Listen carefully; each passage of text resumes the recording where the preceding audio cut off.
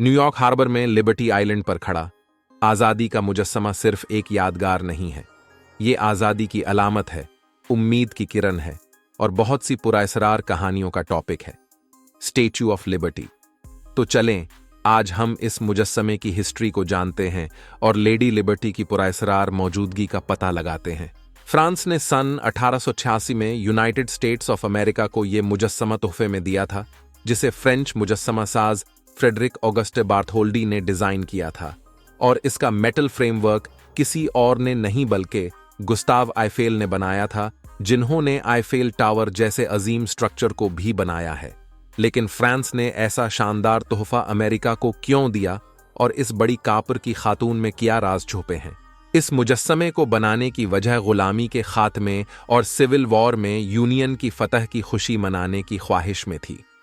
बर्थोल्डी ने लिबर्टी को आज़ादी और जमहूरियत की तरफ दुनिया की रहनुमाई करने वाली अलामत के तौर पर तसव्वर किया था।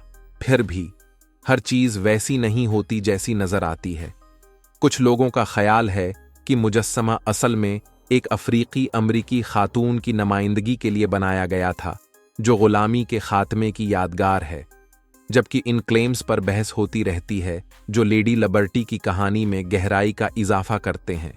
अगर आप करीब से देखें तो आपको सादा नजर में छिपे हुए निशानात मिलेंगे। इसके ताज पर 7 स्पाइक्स हैं, जो 7 कॉन्टिनेंट्स और समंदरों की नुमाइंदगी करती हैं, जो आलमी आज़ादी की अलामत हैं।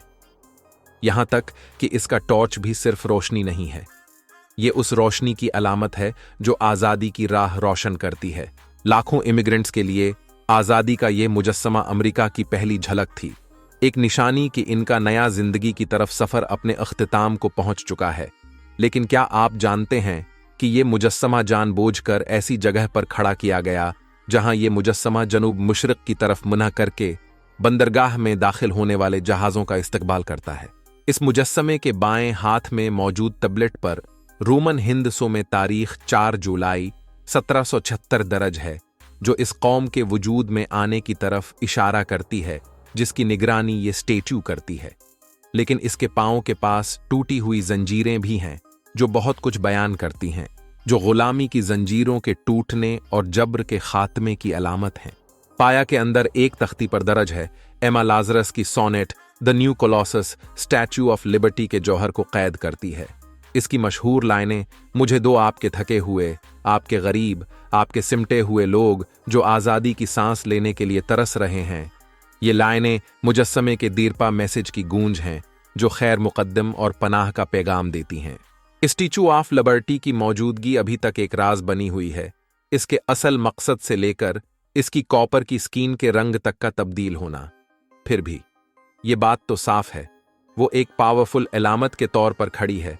आज़ादी की माँ और मुहाजिरीन की माँ अपना मुशाल बुलंद करके बेहतर दुनिया की तरफ राह दिखा रही है। हमारे साथ तारीख और राज के इस सफर में शामिल होने का शुक्रिया। उम्मीद है आपको ये वीडियो इन्फॉर्मेटिव लगी होगी। मजीद दिलचस्प मालूमात के लिए लाइक, शेयर और सब्सक्राइब करना न भूलें। आपका शुक्रिया।